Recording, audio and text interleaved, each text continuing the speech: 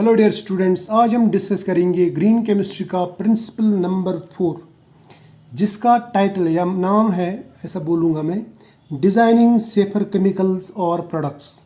ठीक है, इस प्रिंसिपल की ये डिमांड है कि आप ऐसे केमिकल्स बनाओ जो सेफ़र हों, सेफ़ हों, यानी लेस टॉक्सिक हों और जो फ्लेमेबल ना हो, जो बायोडिग्रेडेबल हो। तो ये इसकी डिमांड है। जब मैं सेफ्टी की बात करूँगा तो सेफ्टी में आप तीन चीज़ें लेंगे, दो चीज़ें मेन है। पहले है टॉक्सिसिटी और दूसरा है फ्लेमेबिलिटी, और तीसरी आप ऐड करेंगे उसमें बायोडिग्रेडेबिलिटी, जो मैं आगे भी बताऊँगा। ठीक है, तो इसका ये कहना है कि chemical product should be design to preserve efficiency while reducing toxicity. हमारे पास में बहुत सारे केमिकल्स हैं जिनकी फंक्शंस हमें मालूम है, जैसे बहुत सारे ड्रग्स हैं, लेकिन उन ड्रग्स के कुछ ड्रॉबैक्स हैं। फॉर एग्जांपल पेन किलर्स कुछ ऐसे हैं जो बाद में एडिक्शन करते हैं, ठीक है, एडिक्टिव ड्रग्स रहते हैं, तो या उनके कुछ साइड इफ़ेक्ट्स रहते हैं। तो फार्मास्यूटिकल कंपनीज़ की हमेशा ये डिमांड रहती है कि कोई ऐसा रिप्लेसमेंट बनाए जिसमें ये सारे साइड इफ़ेक्ट्स ना हों। तो ग्रीन केमिस्ट्री भी यही डिमांड करता है कि आप जब भी कोई केमिकल डिज़ाइन करो तो वो केमिकल सेफ़ होना चाहिए, उसमें टॉक्सिसिटी कम से कम होनी चाहिए, उसमें फ्लेमेबिलिटी कम से कम होनी चाहिए। मैं आपको कुछ एग्जांपल्स देता हूँ। जैसे ये आपको दिख रहा यहाँ पे, ये चाल कोण है और यहाँ पे इसमें ये जो डबल बॉन्ड है, इस डबल बॉन्ड पे हम एक तरह की एडिशन रिएक्शन लगाते हैं ब्रोमीन की, और इसका ब्रोमिनेशन होता है, यानी डाइब्रोमाइड बन जाता है, डाइब्रोमो कंपाउंड बनता है। ठीक है, ये जो ब्रोमिनेशन है ये आप ब्रोमीन वाटर से भी कर सकते हैं, लेकिन ब्रोमीन का सॉल्यूशन बनाते समय ब्रोमीन के वेपर्स उठते हैं और ब्रोमीन को हैंडल करना बहुत ही मुश्किल है, उसके फ्यूम्स लंग्स के लिए अच्छे नहीं रहते। अब उसका जो रिप्लेसमेंट है उस ब्रोमीन का, यानी क्योंकि उसमें टॉक्सिसिटी है, डेंजरस है वो, तो उसके लिए उसके बदले में हम ये यूज़ कर सकते हैं TBATB, जो एक सॉलिड सॉल्ट है। अब ये क्या है TBATB? इसका मतलब है tetra butyl ammonium tribromide, tetra butyl ammonium tribromide, यानी N है, इसके साथ में 4 ब्यूटाइल ग्रुप्स हैं और इसके ऊपर पॉजिटिव चार्ज, और यहाँ पे Br3 नेगेटिव चार्ज। तो ये है टेट्रा ब्यूटाइल अमोनियम ट्राईब्रोमाइड। क्लियर? तो ये हम यूज़ करते हैं एज ब्रोमिनेटिंग एजेंट, और ये लेस टॉक्सिक है और इससे ब्रोमीन की जैसा डेंजर भी नहीं, यानी फ्यूम्स व्यूम्स का कोई टेंशन नहीं। तो इसको कहते हैं डिज़ाइनिंग ऑफ सेफर केमिकल्स। अब मैं आपको कुछ और भी एग्जांपल्स दूंगा। ये मैंने लिखा यहाँ पे zinc oblique sodium carbonate. Zinc sodium carbonate जो ये आप इजीली हैंडल कर सकते हैं, और इसको हम यूज़ करते हैं इन प्लेस ऑफ सोडियम।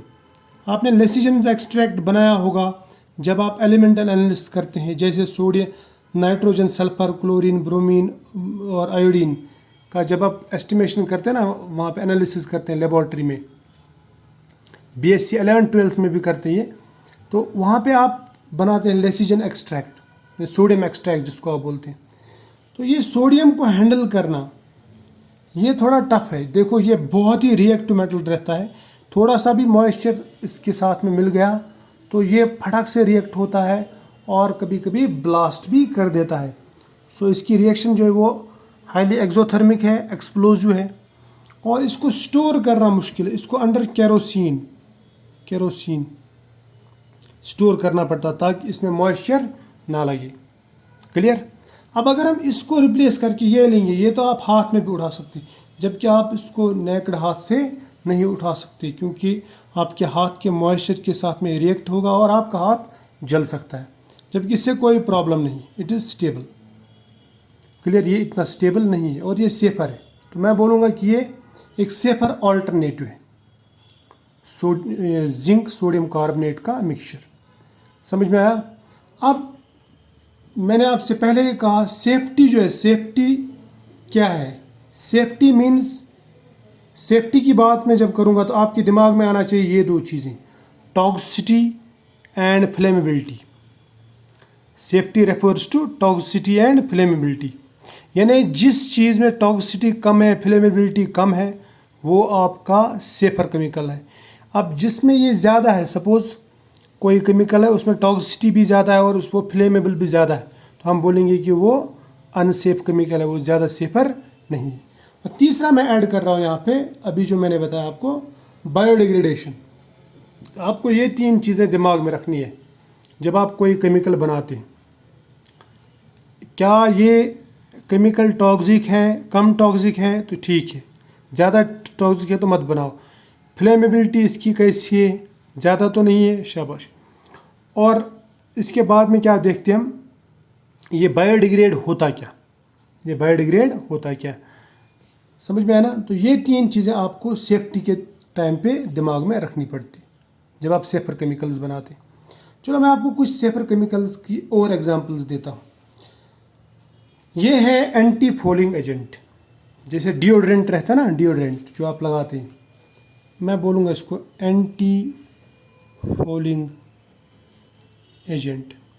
इसको बोलते हैं TBTO, ठीक है, ट्राईब्यूटाइल टिन ऑक्साइड बोलते हैं इसको, ठीक। इसमें ब्यूटाइल 3 है ना, इसके टिन के साथ में, और एक ऑक्सीजन है इस तरह से इसके साथ में भी, इसलिए इसको बोलते हैं TBTO, ट्राईब्यूटाइल टिन ऑक्साइड। ये पहले यूज़ किया जाता था, पहले यूज़ किया जाता था as anti falling agent, clear. मगर इसमें प्रॉब्लम क्या है, ये जो एंटी फॉलिंग एजेंट है ना, ये तो पहले नॉन बायोडिग्रेडेबल यानी डिग्रेड नहीं होता। डिग्रेड नहीं होता तो इसका मतलब ये बहुत बड़ा पोल्यूटेंट है, ये एक्यूमुलेट होता है, और ये टॉक्सिक भी है, टॉक्सिक तो ऑर्गेनिजम्स लिखूंगा मैं, ऑर्गेनिजम्स। ये एक बात हो गई इसमें। और दूसरा, ये बायो एक्यूमुलेट होता है, यानी ये फैट्स वगैरह में, जो फिशेस वगैरह थे उनकी फैट्स में जमा हो जाता है। बाद में अगर इंसान ने खा लिया तो बॉडी, इंसान की बॉडी में चला गया तो वहाँ पे ये अपना रंग दिखाएगा, ठीक है, वहाँ पे अपनी टॉक्सिसिटी दिखाएगा ये। अब इसके बदले में आपको अगर एंटी फॉलिंग एजेंट बनाना हो तो आपको कुछ ग्रीनर, ये मैंने बनाया है यहाँ पे ग्रीन कलर का, रेड का मतलब ये डेंजरस है, ठीक। अब ग्रीनर अल्टरनेटिव क्या है, यानी जो एंटी फॉलिंग हो लेकिन उसमें ये सब चीज़ें नहीं होनी चाहिए। देखो एक कंपनी है, उसको बोलते हैं Roham and हेस company, Roham and हेस company. इन लोगों ने बहुत सारे ऐसे प्रोडक्ट्स बनाए जो ग्रीनर है, ग्रीनर मतलब जो लेस टॉक्सिक है, और उनकी जो बेनिफिट्स है वो बराबर है, मतलब एफिशिएंसी उतनी है लेकिन टॉक्सिसिटी कम, ठीक। तो इन्होंने ये दिया, ये वाला कंपाउंड, ये इसको कहते हैं डिकॉय। क्या कहते हैं इसको, डिकॉय। डिकॉय का मतलब क्या रहता है, डिकॉय का मतलब रहता है 4,5 डाइक्लोरो, इसमें डाइक्लोरो है ना, डाइक्लोरो, ठीक। फिर है 2 एन ऑक्टाइल। एन ऑक्टाइल का मतलब क्या है, एन ऑक्टाइल यानी स्ट्रेट चेन ऑक्टाइल है, ठीक है, और एन के साथ में अटैच है, इसको मैं लिखूंगा ऐसे, एन ऑक्टाइल लिखूंगा, एन ऑक्टाइल, ये एन के साथ में अटैच है, ठीक, एन ऑक्टाइल लिखूंगा मैं, ठीक। फिर है 4 आइसोथायाजोलिनोन है ये, यानी 3 ओन, ठीक। आपको अगर ये याद नहीं रहता नाम, नॉमेनक्लेचर आता तो ठीक, नहीं रहता तो कोई बात नहीं, ठीक है। ये थायोजोलिनोन है एक्चुअली, यहाँ पे थायोजोलिनोन का डेरिवेटिव है, इसको बोलते हैं डिकॉय। ये डिकॉय एंटी फॉलिंग एजेंट है और लेस टॉक्सिक है।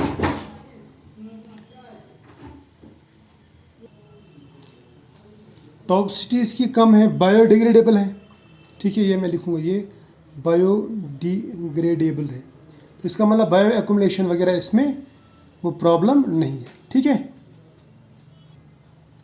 अब और एक एग्जांपल है, वो है सिंथेटिक पॉलीमर्स की।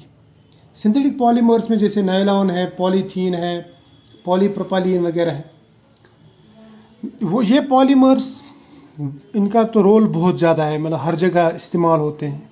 आजकल तो पॉलीमर ही पॉलीमर है हर जगह। लेकिन ये वाले पॉलीमर्स जो नहीं, ये डिग्रेड नहीं होते, ये एक्यूमुलेट हो जाते हैं।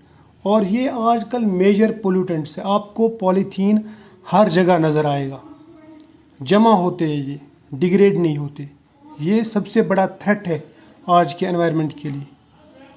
अब इसके बदले में इसकी जैसी प्रॉपर्टीज़, जैसे फ्लेक्सिबिलिटी वगैरह, स्ट्रेंथ वगैरह होनी चाहिए। तो साइंटिस्ट ने अभी ग्रीनर पॉलीमर्स बनाए जो डिग्रेडेबल पॉलीमर्स। जैसे ये एक पॉलीमर है, इसको कहते हैं हम, ये एक्चुअली सल्फोन पॉलीमर है, तो मैं इसको कहूँगा पॉलीफिनाइल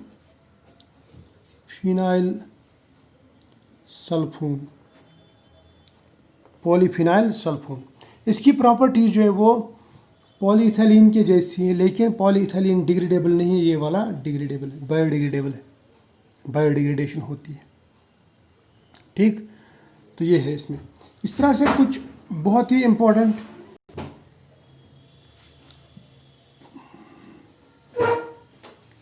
तो ये जो आपको दिख रहा है, ये लिखा मैंने PLA, ये है एक्चुअली पॉलीलैक्टिक एसिड। इसी तरह से और एक है पॉलीग्लाइकोलिक एसिड। ये जो पॉलीमर्स है, दीज आर डिग्रेडेबल पॉलीमर्स, इनके हम स्टिचेस वगैरह बनाते हैं। ठीक है, इस तरह PCl, इसको बोलते हैं हम पॉलीकैप्रोलैक्टोन। ये जो मैंने आपको बताया पॉलीमर्स, ये वाले पॉलीमर्स जो लिख रहा हूँ मैं, ये मेडिकल साइंस में बहुत ज़्यादा इस्तेमाल होती है, क्योंकि इसकी जो स्टिचेस बनते हैं वो बायोडिग्रेड खुद ब खुद हो जाती हैं। वरना पहले स्टिच हमें काटने पड़ते थे, तो इसके स्टिचेस आपको काटने की ज़रूरत नहीं है, वो खुद ब खुद डिग्रेड हो जाती है। ठीक है, इस तरह से पॉलीलैक्टिक एसिड और पॉलीग्लाइकोलिक एसिड का कॉम्बिनेशन, यानी इसका कोपॉलीमर, ये भी एक पॉलीमर है जो बायोडिग्रेडेबल है, जो इन चीज़ों का, नायलॉन वगैरह का रिप्लेसमेंट है, नायलॉन और पॉलीथिलीन का रिप्लेसमेंट। अब आते हैं इंसेक्टिसाइड्स पे। इंसेक्टिसाइड्स में सेफर केमिकल्स कौन कौन से और किस तरह बनाए जाते हैं। देखो, अगर मैं इंसेक्टिसाइड्स की बात करूं, सबसे मशहूर इंसेक्टिसाइड्स जो है वो हमारे पास में पहले DDT और कार्बामेट थी। ये ऐसे इंसेक्टिसाइड्स है जो अच्छे इंसेक्ट्स को भी किल करते हैं और बुरे को भी, हार्मफुल को भी और बेनिफिशियल इंसेक्ट्स को भी किल करते हैं।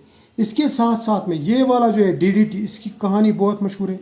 इट इज़ हाईली टॉक्सिक भी है और एक्यूमुलेट भी होता है, ये डिग्रेड नहीं होता, ये बॉडी में एक्यूमुलेट होता है, फिशेस में एक्यूमुलेट होता है, राइट। और इससे इम्पोटेंसी आती है, इम्पोटेंसी यानी जो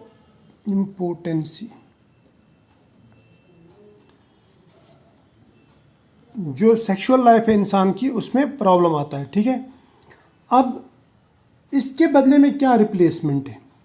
इसके बदले में हमारे पास में जो रिप्लेसमेंट है वह है डायएसाइल हाइड्राजीन डेरिवेटिव्स। जैसे इनमें से एक का नाम मैं बताऊंगा, ये इसको कहते हैं टिबोफेनाजाइड।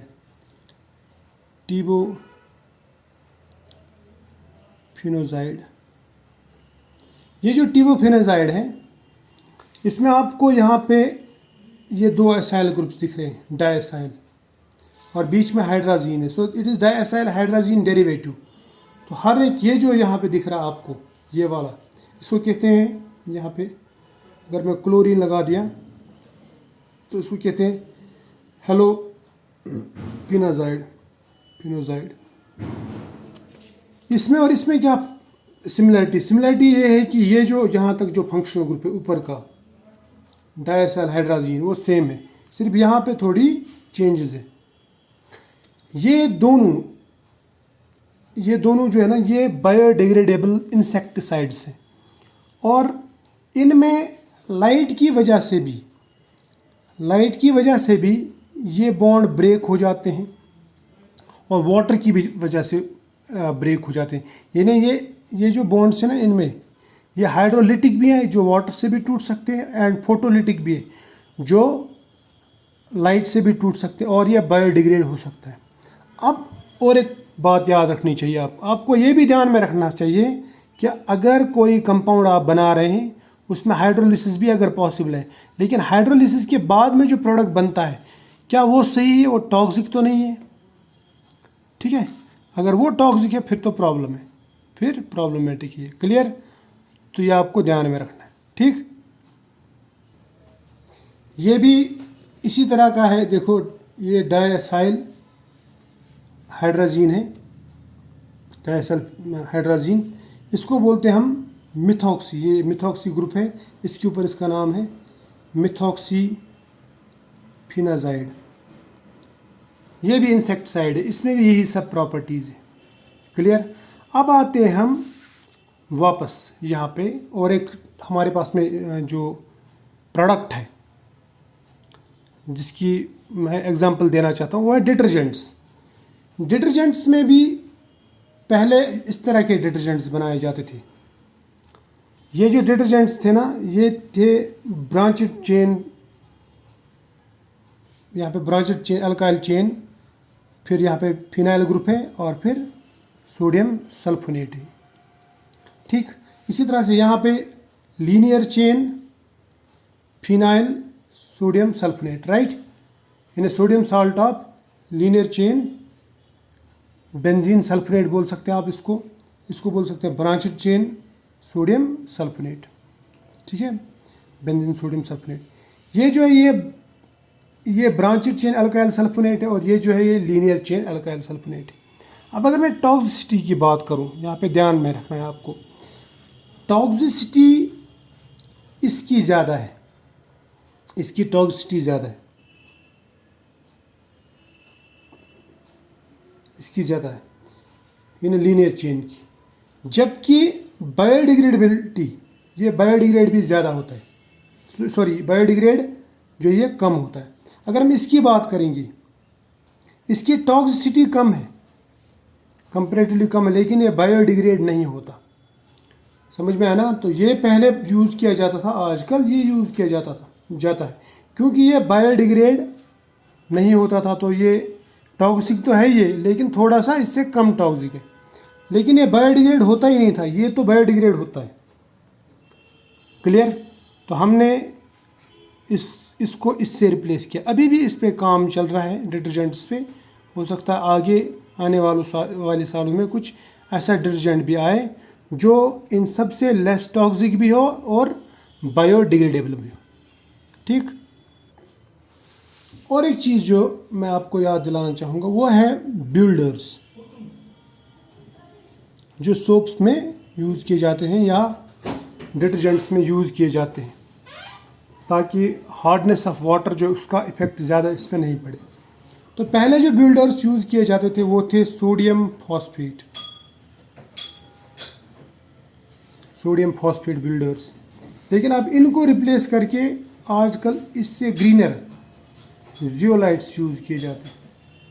जियोलाइट्स ये प्रॉब्लमेटिक है, टॉक्सिसिटी ज़्यादा है, ये तो नेचुरल है, जियोलाइट्स आर नेचुरल और चीप भी है। ये थोड़ा महंगा भी है क्योंकि ये प्रोसेसिंग के बाद में बनाना पड़ता है, इसमें इतनी प्रोसेसिंग नहीं लगती। ये तो नेचुरल जियोलाइट्स रहते हैं, नेचुरल थिंग है, तो ये नेचुरली हमारे पास में अवेलेबल है। क्लियर? इसी तरह से और एक चीज़ मैं आपको बताऊंगा, मिथाइल आयोडाइड, आपने नाम सुना होगा। ये यूज़ किया जाता था मिथाइलेटिंग एजेंट, लेकिन अब इसके बदले में और एक चीज़ यूज़ की जाती है जो ग्रीनर है, इससे ग्रीनर, ये टॉक्सिक है, ये टॉक्सिक, और इससे लेस टॉक्सिक की बात करूँगा मैं। ये है, इसको बोलते हैं हम कार्बोनेट। अगर मैं यहाँ पे मिथाइल ग्रुप लगाऊँ, यहाँ पे मिथाइल ग्रुप लगाऊँ, इसको बोलता हूँ डाईमिथाइल कार्बोनेट यानी DMC जो ये ग्रीन और लेस टॉक्सिक मिथाइलेटिंग एजेंट है। समझ में आया? तो ये जो कहानी थी अभी तक, ये प्रिंसिपल नंबर 4 की, इसकी जो डिमांड है वो ये थी कि हमने कुछ ऐसे केमिकल्स बनाने चाहिए जो काम तो बराबर करें, लेकिन वो लेस टॉक्सिक होने चाहिए और उनमें फ्लेमेबिलिटी कम होनी चाहिए, यानी वो सेफर केमिकल्स होने चाहिए। ठीक है। इसी तरह से सॉल्वेंट्स की अगर मैं बात करूं, सॉल्वेंट्स जो फ्लेमेबल रहते हैं, जैसे हमारे पास में हाइड्रोकार्बन सॉल्वेंट्स रहते हैं, उन हाइड्रोकार्बन सॉल्वेंट्स को अगर हम लेस फ्लेमेबल सॉल्वेंट्स से रिप्लेस करते हैं तो वो भी एक इस तरह का ये है कि हमने सेफर केमिकल यहाँ पे डिज़ाइन की। और कुछ सॉल्वेंट्स जो है ना वो टॉक्सिक रहते हैं, जैसे बेंजीन है, वो कार्सिनोजेनिक है।